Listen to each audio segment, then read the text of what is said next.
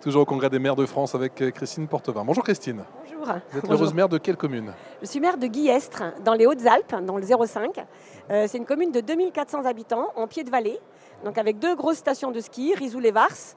Et nous, on est une commune de bas de vallée, donc, et on est la commune bourg-centre de la communauté de communes de Guillestroy-Queyras.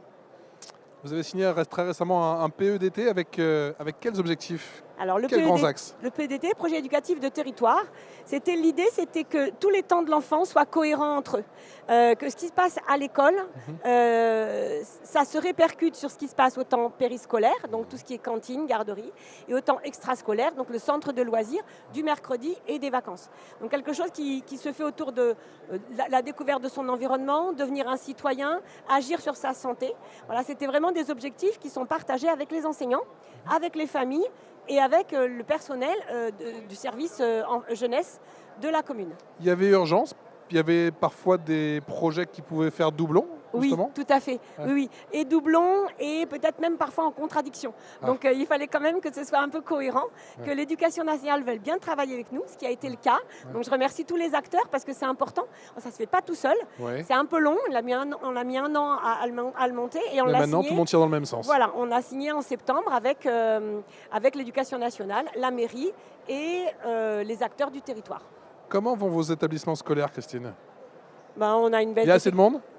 Il y a une baisse d'effectifs. On avait à l'époque 6 classes en élémentaire et 4 classes en maternelle. On a plus que 5 et 3.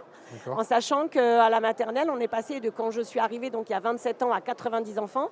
Et en ce moment, on en a 49. Voilà. Donc on a diminué de moitié pratiquement. C'est un vrai souci, hein, mais on voit bien que c'est en France partout. C'est la baisse de la natalité. Voilà. Comment on forme chez vous les futurs citoyens de demain? Eh bien, on a tout un travail qu'on fait avec les enfants dans le centre de loisirs et on fait intervenir tous les partenaires. On fait partie du parc du Queyras. Donc le parc du Queyras intervient également pour découvrir ce qu'il y a autour de nous. On a l'ONF, l'Office national des forêts. On a une grande forêt communale. Vous avez de la chance, c'est bien noté. On a de la chance. On a un faut pas aller chercher bien loin chez vous. Extraordinaire. On fait intervenir tous nos partenaires, toutes les associations. La maison de retraite, on a une maison de retraite. Donc on va avoir les aînés, on fait de l'intergénérationnel. Voilà, devenir citoyen, c'est s'intéresser à tout ce qui se passe autour de nous. Voilà. Christine, l'intergénérationnel, ça marche. Vous avez opté pour quelle solution? Parce qu'il y a plusieurs options au final. Est-ce que c'est sur les temps de restauration scolaire? Est-ce que c'est plutôt sur l'extrascolaire? Comment vous nouez ce lien entre les anciens et les petits? C'est plutôt sur l'extrascolaire, c'est à des projets partagés. Par exemple, ce qui est assez facile, c'est des projets artistiques. Donc un tableau, un travail autour du land art dans la maison de retraite, ça peut se faire. Et on a un conseil municipal jeune, donc des jeunes du CM1 à la 4e, qui sont élus pour 2 ans. Ils sont 11 cette année. Et eux, ils mettent en place des après-midi avec les aînés. Ils vont raconter des histoires, soit individuellement dans les chambres, soit à toute la communauté. Et donc, voilà, c'est devenir citoyen, c'est ça aussi, c'est s'intéresser aux plus âgés et aux plus fragiles. Comment on améliore l'environnement? Parce qu'on a beaucoup parlé d'environnement déjà avec vous, mais l'environnement scolaire. Et comment on apaise le climat scolaire qui est parfois un petit peu tendu? Alors, c'est l'aménagement déjà, en lui-même, l'aménagement des cours d'école. Mais on a de l'argent pour le faire?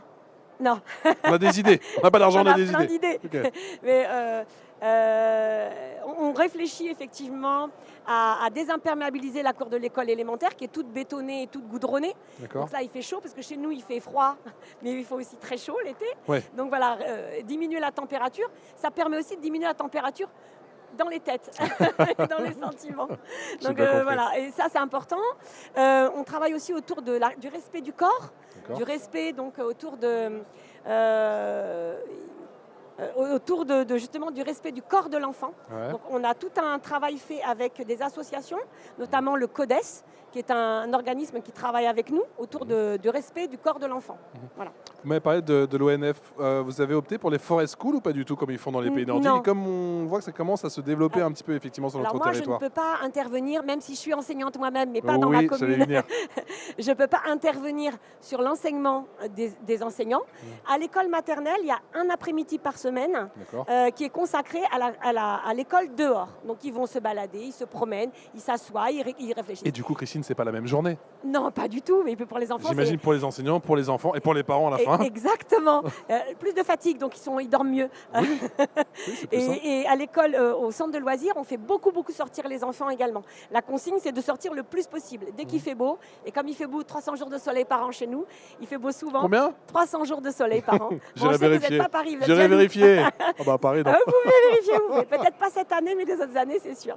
Voilà. Donc, on essaye de faire sortir les enfants au maximum pour découvrir leur environnement et pouvoir sortir aussi des réseaux sociaux, Oui. des écrans et tout ça. Ça, c'est important aussi. Voilà. Comment on reste positif? Et là, c'est avec votre casquette d'enseignante que je vous pose la question. Comment on fait pour rester positif? Parce qu'on sait que c'est quand même le plus beau métier du monde, mais que ça reste ô combien compliqué aujourd'hui. Qu'est-ce que vous vous dites avec vos collègues? Alors, Qu'est-ce qui vous fait tenir? là, je suis Les un enfants, peu... oui. Moi qui suis si bavarde, là, je suis un peu...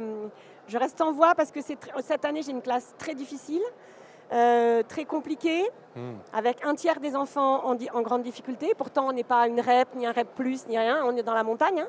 Et je suis en plus en école privée.